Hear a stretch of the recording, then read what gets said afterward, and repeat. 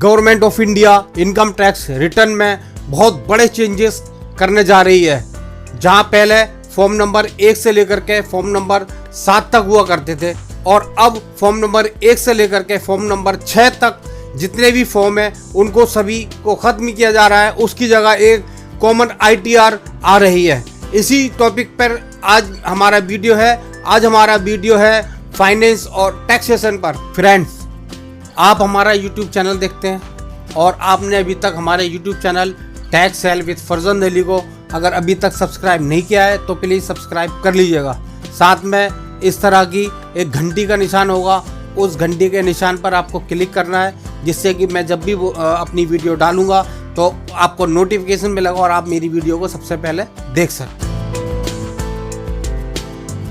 Ministry और finance के CBDT की तरफ से एक सर्कुलर जारी किया गया है। इस सर्कुलर में बताया गया है कि ये फॉर्म क्यों लाया गया है।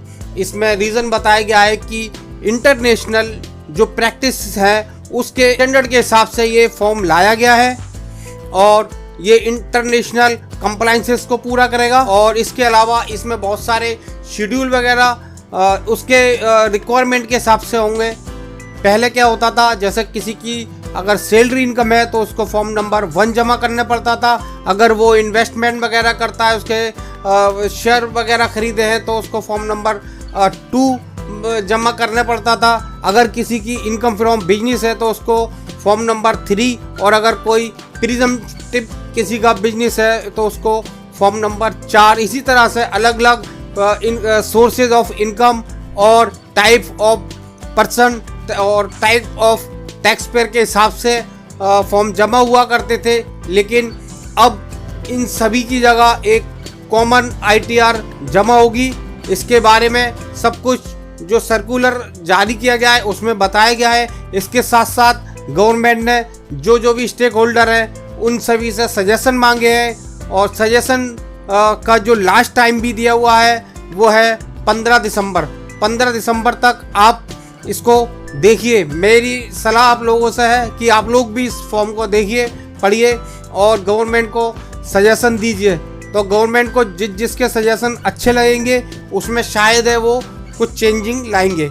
और जो सर्कुलर जारी किया गया है इसमें पूरे फॉर्म है, फॉर्म की सारी डिटेल है, किस तरह से ये फॉर्म होगा, इसमें कौन कौन से कॉलम होंगे, सभी कुछ इस फॉर्म में अवेलेबल है। अब आपको दिखाते हैं वो सर्कुलर जो गवर्नमेंट ऑफ इंडिया के CBDT ने जारी किया है। आइए देखिए। सर्कुलर है, सर्कुलर नंबर है 3701/16/2022 TPL। तो ये central board of direct taxes यानी CBDT ने इशू किया है। इसमें सब्जेक्ट है draft common income tax return request for input from stakeholder and the general public.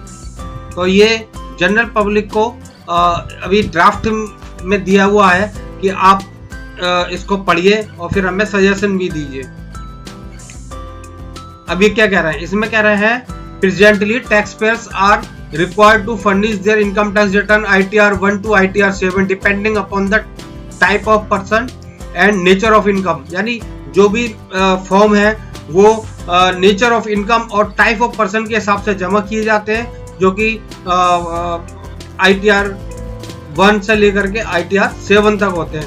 The current ITRs in the form of designated form wherein the taxpayer is mandatorily required to go through all the schedule irrespective of the fact whether that particular schedule is applicable। मतलब यह है कि कह रहे हैं कि हर form में कुछ शेड्यूल्स होते हैं वो वहाँ भरना जरूरी होते हैं। लेकिन अब जो फॉर्म आएगा उसमें इस तरह से होगा, यस और नो के पहले कॉलम होंगे।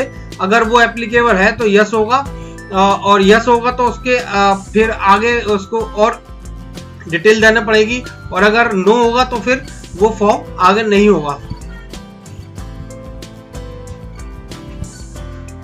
और the proposed draft ITR text है relook at the return filing system in the tandem of international best practices।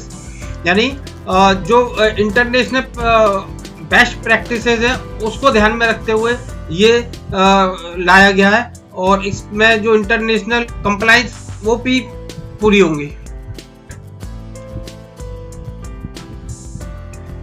It proposes to introduce a common ITR by merging all the existing return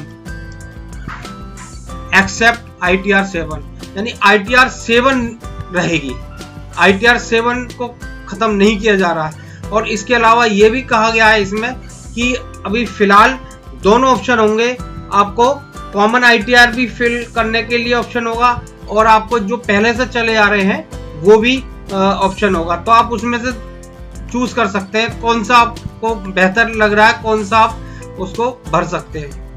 the draft ITR aim to bring ease of filing return and reduce the time for filing the ITR by individual and non business types tax payer. तो ये भी कह रहे हैं कि भाई उसमें ज्यादा टाइम लगता है और अब जो आ रही है उसमें टाइम कब लगेगा।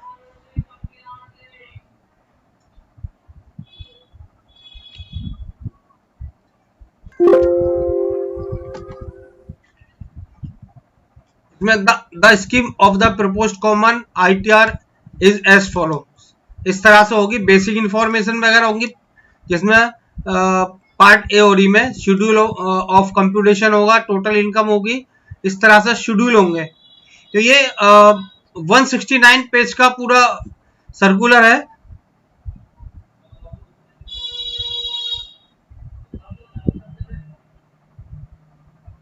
ये देखिएगा,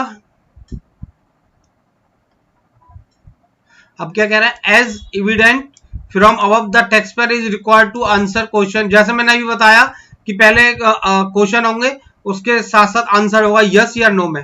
तो अगर यस है तो आगे बढ़ेगा फॉर्म, नो है तो वहीं पर वो खत्म होगा।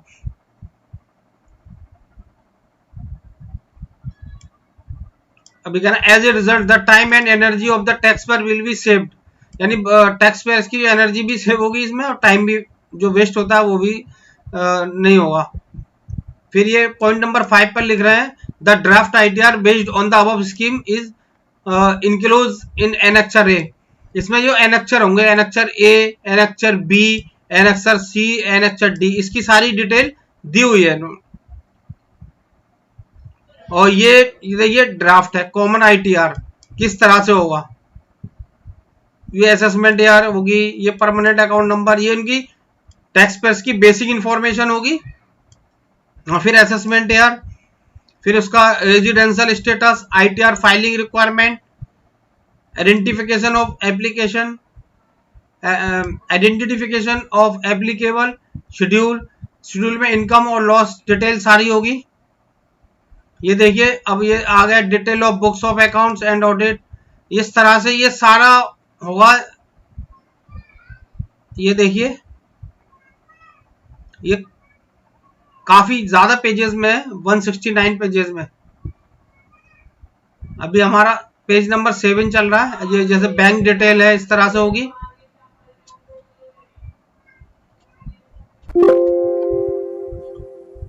ये फॉर्म बहुत लंबा है, इसको वीडियो में पूरा एक एक करके दिखाना पॉसिबल नहीं है, बहुत बड़ी वीडियो हो जाएगी, इसलिए मैं आपको कुछ चीजें दिखा रहा हूं। जैसे बैलेंस शीट है, तो ये इस तरह से होगी ये। और ये देखिए, ये सारे शेड्यूल वगैरह हैं। और आगे देखिए ये सारे, अब जैसे ये इनकम फ्रॉम कैपिटल गेन का है, ये देखिए इनकम फ्रॉम अदर सोर्सेज का, इसके बाद इनकम फ्रॉम हाउस प्रॉपर्टी,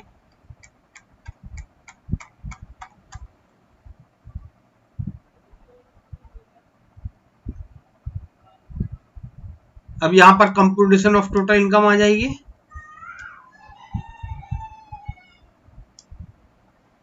और फिर लास्ट में होगा वेरिफिकेशन। तो ये था सर्कुलर। फ्रेंड्स, ये थी आज की हमारी वीडियो कि गवर्नमेंट ऑफ इंडिया ने एक नया सर्कुलर जारी किया है जिसमें बताया है कि फॉर्म नंबर 1 से लेकर के फॉर्म नंबर 6 तक ख़त्म की जा रही है और एक नया ITR कॉमन फॉर्म आ रहा है। तो फ्रेंड्स, इस चीज़ की मैंने आपको जानकारी दी। ये आपको पसंद आई होगी। अगर मेरी वीडियो आपको पसंद आई हो तो मेरे इस वीडियो को आप अपने सभी मिलने वालों में, फ्रेंड्स में, सभी लोगों में ज़्यादा से ज़्यादा शेयर करें, जिससे कि इसकी नॉलेज उनको भी मिले। Thanks for watching this video.